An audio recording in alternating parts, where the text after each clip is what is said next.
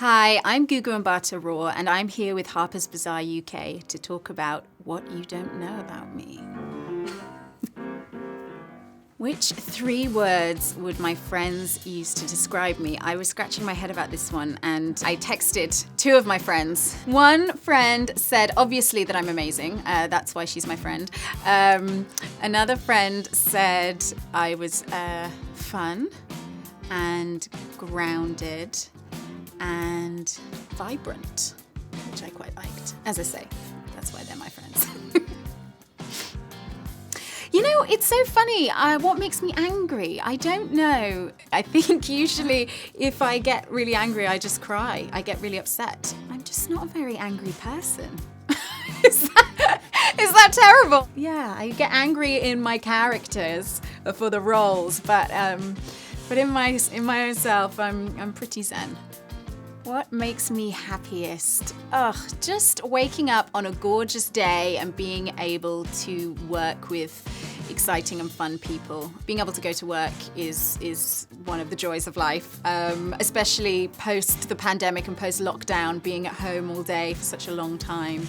I really, really appreciate being around talented and creative people. So that energizes me and makes me happy. I suppose the most romantic thing. I mean, if I told you, it wouldn't be as romantic, probably. One thing that did, is not in a sort of relationship sense, but when I was in New Orleans, a little girl of about 11 years old, 10 or 11, recognized me from the movie Belle. She presented me just out of the blue with this bouquet of roses, and I think it was probably the first time or the only time I've been given a bouquet of roses. They were by an 11-year-old little girl, but it was a very classically romantic thing. So that's a romantic thing I'd be willing to share. Well, I mean, love is everything, isn't it? I think, yeah, it's sort of the meaning of life, I suppose. There's so many different types of love, but it's important for all of us to find love in our lives wherever we can. Yeah, it's everything. My strangest audition experience. It was probably going back to the first film I auditioned for in LA, Larry Crown, where I got a recall audition and got to meet Tom Hanks, who was starring and directing in the film. And I think because I'm such a huge fan of his, and I think, he was the first real movie star I ever met. So it was strange, but it was wonderful and it was surreal. And it was just an incredible experience. What has been the job that changed my life? I think it would have to be doing Hamlet, the play Hamlet. I was playing Ophelia in Hamlet with Jude Law in the West End, and it was my first experience being in the West End, and then the play got transferred to Denmark, to the real Kronborg castle that inspired Shakespeare to write the play in the first place. And then we transferred to Broadway, and that was my first trip to America, and it really did change my life on so many levels because it brought me to the States for the first time for work. And then I sort of didn't leave for 10 years. But in many ways, it really was Shakespeare that brought me to America for the first time. And and the job changed my life because it gave me so many other opportunities and amazing experiences. So it would have to be Hamlet. My dream role has long been Cleopatra. I've been obsessed with her as a historical figure and as the Shakespeare heroine for a long time. So I'd love to play her either on stage or on screen, or maybe a different adaptation. I just think she's such an iconic and powerful woman from history, and I'm just fascinated by her. The best piece of career advice I've ever been given is probably follow your instincts. That's something we talked a lot about at drama school, and I think it's a great life piece of advice, not just career. There's many moments in life when you have to make decisions, and I think your gut always knows the way. So follow your gut or follow your instincts. Who would I feel starstruck by? Can they be alive or dead, or I suppose I would be starstruck by somebody who is dead, because it would be like seeing a ghost. I'd probably be really starstruck if it's a historic person, by a great leader like Nelson Mandela or somebody like that. Obviously, I'd probably think, wow, am I in heaven? Is this really happening? But I think in our job as actors, you do meet, famous and recognizable people who are also actors. So I think there's a little bit of a mystery of acting, but I think, a great historical leader like Nelson Mandela would just be an amazing person to time travel and meet. Oh, I've worked with so many amazing actors. I mean, gosh, from Will Smith to Tom Hanks and beyond, some amazing movie stars. I feel very privileged. This is just because it's in my head, because it just happened recently. I have been made a goodwill ambassador for the UN, for the UNHCR, which is the UN Refugee Agency.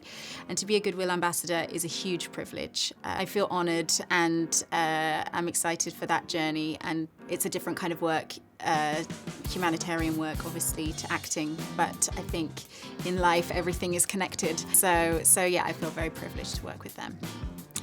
The one book I'd never get tired of reading.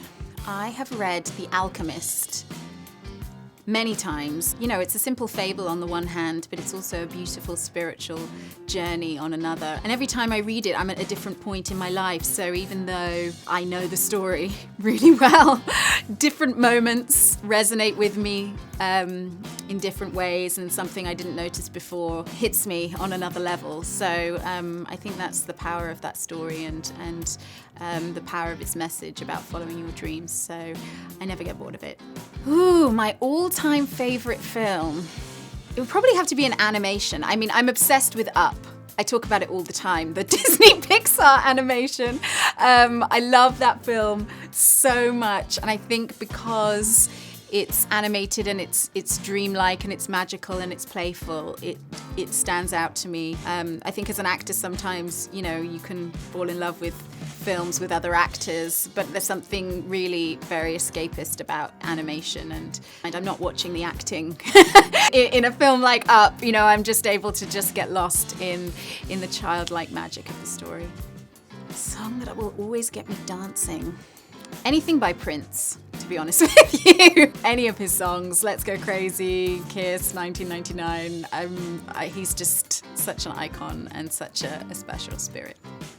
The most luxurious thing I've ever bought for myself, probably a house. It's not a luxury house by any means, but I think for so long I've been nomadic and traveling, and I recently bought my own place for the first time after renting for many years. So to me that's a luxury, because I think having your own sanctuary and a place to call home is always going to be so special. So yeah, it would be my house.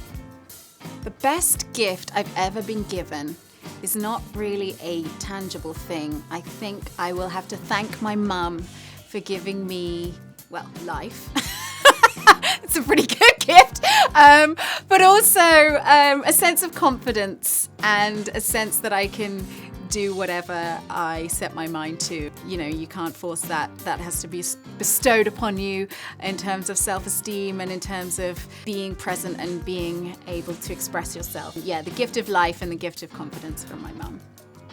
Self-care means listening to your body, treating yourself well in terms of energetically and emotionally. I think it's about simple things like having enough sleep and making sure you're not around toxic people, and just putting yourself in a position to be your best self. Where do I see myself in 5 years? It's such a funny one, because I don't really think that far ahead. I'm trying to think. I mean, it's not to be like, I just live in the moment, but I kind of do live in the moment as much as I can. I think the pandemic has taught us all that we have to be adaptable and flexible, and things can change. I try not to be too rigid with my expectations for the future or the next 5 years, because I think we all evolve and we all grow. So I hope to be happy and healthy. Yeah, intend to go with the flow of life and wherever the adventure takes me next.